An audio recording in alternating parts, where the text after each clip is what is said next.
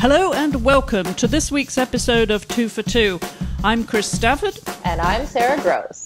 There are two new sports added to this summer's Rio Olympic Games, and one of those is the Rugby Sevens.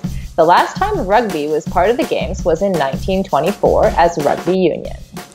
And the 2014-15 World Rugby Women's Sevens Series doubled as an Olympic qualifier for the first time ever and gave a clear indication of consistency among the top teams.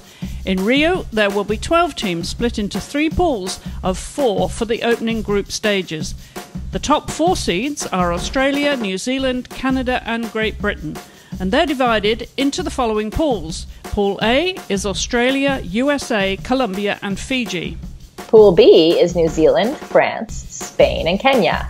And Pool C is Canada, Great Britain, Brazil and Japan. Canadian Rugby Union player and co-host of our Westworld Canada podcast, Maria Sampson, shared her thoughts on how the competition is expected to unfold in Rio.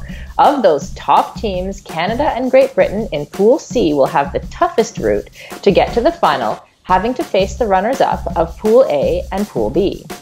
The pool winners from A and B will have a less risky quarterfinal match against the 2 best third-place teams from the other pools. However, getting on the top of Pool A and B will be no easy feat and no guarantee for Australia and New Zealand, as USA, Fiji, France, and Spain have shown that they can compete with the best in the world as of late, and a simple bounce of the ball could make the difference. Australia has been ruthless throughout the World Series that they are favourites to make it to the podium. New Zealand hasn't won a stop on the series this year, but they are always dangerous. Their on-field combinations will be critical given they've had many players take part in the series this year. And the Canadian women winning the last stop of this series will be brimming with confidence and eager to reinforce their status as a leading nation in Rugby Sevens. And Maria's final medal predictions are that Australia, Canada and New Zealand will end up on the podium.